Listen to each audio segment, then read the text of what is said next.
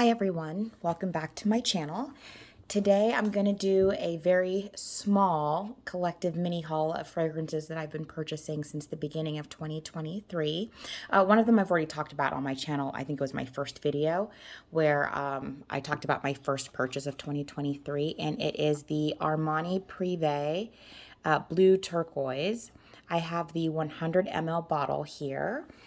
And I'd been trying to get my hands on it for a while, and then finally there was a sale, and I had managed to get a sample previously and knew I loved it.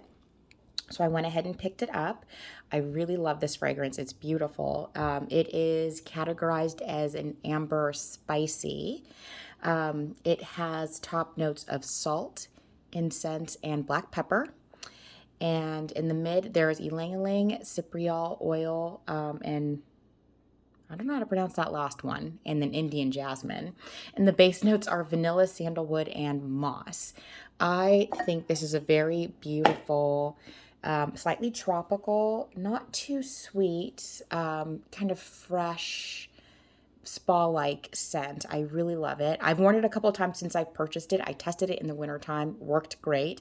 I'm excited to try it out in spring and summer to see how it works in the warm weather. The next fragrance that I hauled, move this out of my way, is Cassili by Parfums De Marley. I've been wanting to get my hands on this one for a while. I really love it. I had I think the sample discovery kit, and really liked it. It was before I had kind of smelled, I think, Delina La Rosé or Exclusive. And so I liked this more than Delina, wanted to get it, and I was just waiting to find a good price for it. This fragrance is categorized as an amber floral. It has top notes of red currant, floral notes, and Bulgarian rose. In the mid, there is plum and frangipani, mimosa, and petalia. And in the base, there are notes of vanilla, tonka bean, and sandalwood. So this smells really good. It's creamy, it's sweet. I do get a little bit of the kind of woody feel in the base. And it does smell peachy. Like everyone talks about how it smells peachy. It does. Now that I've smelled more fragrances, I do recognize this plum note from other fragrances. But it does have the kind of sweet, peachy, I guess plummy sort of vibe. Floral, but it's not cloying. A little tropical. So I'm actually very excited to wear this in the next couple of months. My sample I've tried, I think in the fall and winter time, and it smells fine, but I think this is something that's going to smell really wonderful once the weather starts to warm up. So I'm very excited to have that in my collection. Move that out of the way. Okay. The next fragrance I purchased is Initio Oud for Greatness. This has been talked about on YouTube a lot. So here is the outer covering for it. Really beautiful packaging. It is a 90 ml bottle. And then it has this top that lifts off here. So move this over there, put this here. And then the bottle comes nestled in this little velvet pocket with this card in there. And this is just one of the most beautiful ornate perfume bottles that I've seen. Definitely one of the most beautiful in my collection. This smells so good. I wasn't sure I was going to like it just from the note structure, but again, I'd heard so many positive reviews on it. I got a sample from, I believe it's Scentbox, in the monthly subscription, spritzed it on once and thought it smelled really good, but I wasn't too sure. But the longer it wore on my skin, the better and better it smelled. So when I found a chance to get this for a really good price, I think I got it for like 40 or 45% off, I jumped on it. So this fragrance has top notes of saffron, nutmeg, and lavender. I like saffron in fragrances, and I really like lavender. Not all the time, because sometimes it can get strong, but in general, I like lavender as a note. And I do pick up the nutmeg a little bit. It's just a really nice, beautifully blended fragrance. And then in the mid, there's the oud. And then the base is patchouli and musk. So it's got some strong notes in here. It's this, well, I guess you could wear it every day. It's going to be your signature scent. This is not something I would pick every day as a signature scent. It's also not something I feel like I should only wear for special events, but this is definitely when I'm feeling like I want to wear something bold, long lasting, kind of in your face. But it does have that sweet, sweet facet to it that I think allows it to be unisex. I do understand people say it leans more masculine, but I think women can wear this just fine. It smells really great. My boyfriend has worn this too. He loves it. On him, it definitely smells more masculine, and on me, you get a little more of the sweeter note. So I think it just depends on your body chemistry. Okay, let me clear these out of the way.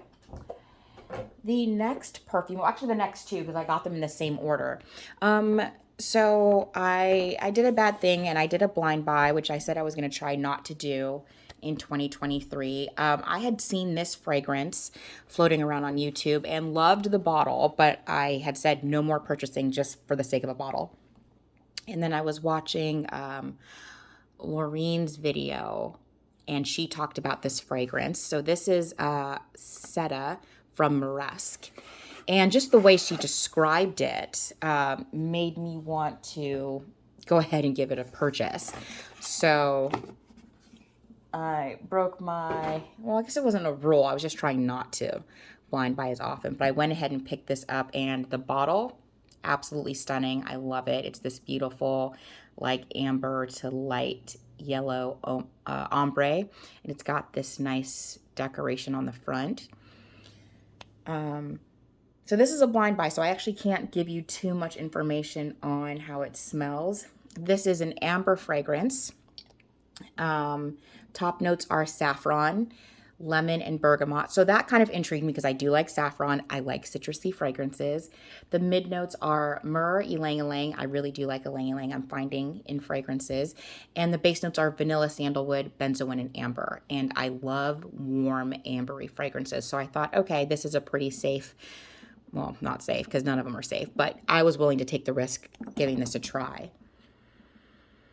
And so far, this is very nice. I did sample it when I first got it. I think it just arrived a few days ago, so I haven't had a chance to properly sample it out and check out the wear time. But it was a nice scent. I do get the vanilla in it. It's strong, but it's not like a overly sweet gourmand vanilla. I do get a little bit of the citrus, but I wouldn't call it a freshie. It's really nice. I'm going to test it some more, and then I'll probably have more thoughts on it. But I did ask someone what they thought about it when I was sampling it, and he said it smelled really nice. So I'm very optimistic about this blind buy purchase.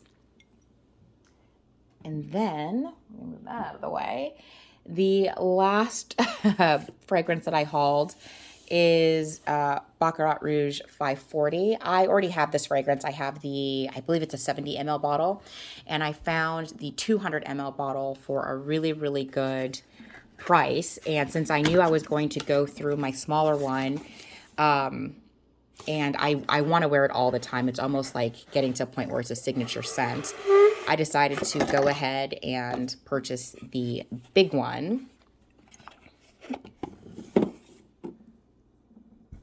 And the bottle is gorgeous, just as gorgeous as the small one, but it feels good to have a big bottle. And I know I'm not going to go through this very quickly. And I know that I am saving money overall, because even though this was expensive, the cost for the small bottles is $3.25 for full retail. This is $6.25 for full retail. And I believe you're getting not quite 3 times as much, but almost 3 times as much.